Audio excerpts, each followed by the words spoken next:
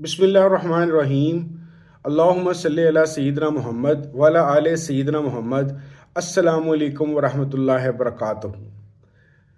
جب سے تقریباً 19-20 سال سے میں ایک قسم کا دائرہ اسلام میں داخل ہوا اور اپنے فلسفے نفسیات کو چھوڑے بغیر اس کے متعلق مختلف چیزیں سوچنا شروع ہوا اور اس کو متعلق مختلف تجربات بھی کیے اور تھیوریز بھی ڈیولپ کیں اور اس پہ امپلیمنٹیشن بھی کی، تو مجھے ہمیشہ سے ہی رسول کریم صلی اللہ علیہ وسلم کی ذات مبارک ایک نہایت یونیک، ایک نہایت کمپلیٹ اور ایک انتہائی اٹریکٹیو نظر آنے والی شخصیت ہے۔ میری مراد ان کی صرف نبوت یا رسالت یا ان کا ایک جو اللہ کے بعد سب سے بڑا روحانی مقام ہے، اس سے مراد نہیں، بلکہ اس کے سمیت ہے کہ وہ مجھے ایک انسان کے طور پر as a human being, perfect human being کے طور پہ نظر آتے ہیں۔ خاص طور پہ جب بھی میں ان کے متعلق سوچتا ہوں اور جب بھی ان کے متعلق، ان کی زندگی کے متعلق میں نظر دوڑانے کی کوشش کرتا ہوں، تو مجھے بے شک رسول کریم صلی اللہ علیہ وسلم حکمت کے اور انٹلیکٹ کی بلند ترین مقام پہ ہمیشہ نظر آتے ہیں۔ اس کے بہت سارے اسپیکٹس ہیں،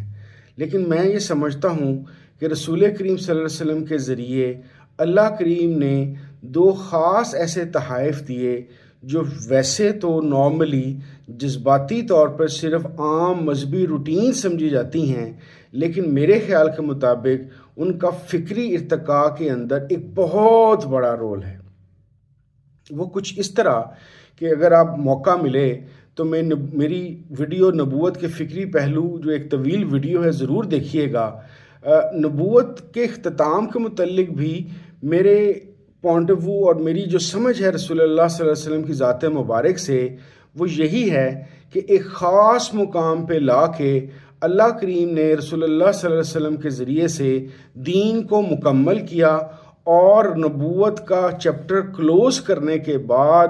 تمام وہ چیزیں جو اس کی ہدایت کے لیے اس کے لیے ضروری تھیں، اس کو دینے کے بعد اس کو عازم سفر کر دیا۔ اسی طریقے سے نارملی شرک کو ہم صرف اور صرف ایک جذباتی، ایک خاص مخصوص مذہبی کنسیپٹ سمجھتے ہیں، جبکہ جوں میری عمر بڑھ رہی ہے، میں شرک کو ایک بہت بڑا انٹلیکچول ٹول سمجھتا ہوں۔ شرک ایک ایسی چیز ہے جو نہ صرف کہ آپ کو بہت ساری عام انسانی منفی یا کمزور رویوں سے اوپر اٹھا دیتی ہے، بلکہ یہ خاص قسم کی آپ کے اندر خدائے واحد کے اندر ایسا تعلق پیدا کر دیتی ہے کہ اس کے بعد وہ انسان جو کبھی بتوں کو، کبھی پانی کو، کبھی آگ کو، کبھی درختوں کو، کبھی پتھروں کو پوجتا پھرتا تھا، اور اس کی وجہ سے وہ اپنی، جسے کہتے ہیں کہ خاص قسم کی جو اس کی زندگی کے اندر ایک انا پازیٹیو سینس کے اندر یا خودداری تھی، اس کو سرنڈر کرتا تھا اور اپنے آپ کو ذلیل کرتا پھرتا تھا۔ شرک کے کنسیپٹ کی وجہ سے وہ ایک ایسی کھڑی ہوئی شخصیت بننے کی کوشش کر سکتا ہے جس میں اس کا صرف ایک معبود ہے، اور اس معبود کے تعلق کی وجہ سے نہ اس کو کہیں پہ سر جھکانا پڑتا ہے، نہ کمپرومائز کرنا پڑتا ہے، نہ در در کی ٹھوکریں کھانی پڑتی ہیں۔ میں اس کو اس طریقے سے لیتا ہوں کہ جب کوئی انسان ایسی حالت میں چلا جائے جہاں پہ اس کا معبود یا جس کا وہ غلام ہے یا جو اس کا پیدا کرنے والا ہے یا اس کا جو مددگار ہے، وہ صرف ایک شخصیت واحد رہ جائے، تو اس کو فائدہ یہ ہوتا ہے کہ وہ بہت ساری غلامی کی چنگل سے آزاد ہونے کی وجہ سے ایک انڈیپینڈنٹ تھاٹ کا مالک بن جاتا ہے، ایک انڈیپینڈنس جس کی وجہ سے وہ خدائے واحد کے ساتھ وہ تعلق قائم کر لیتا ہے کہ اس تعلق کے بعد اس کی اگلی جو سی منزل ہے، اپنی صلاحیتوں کو ڈسکور کرنا، اپنی ذہنی استطاعت کی پمائش کرنا، اس کی آزمائش کرنا، اور اس کے ذریعے سے تسخیر کائنات کی طرف بہتر سے بہتر طور پہ جانا ہے۔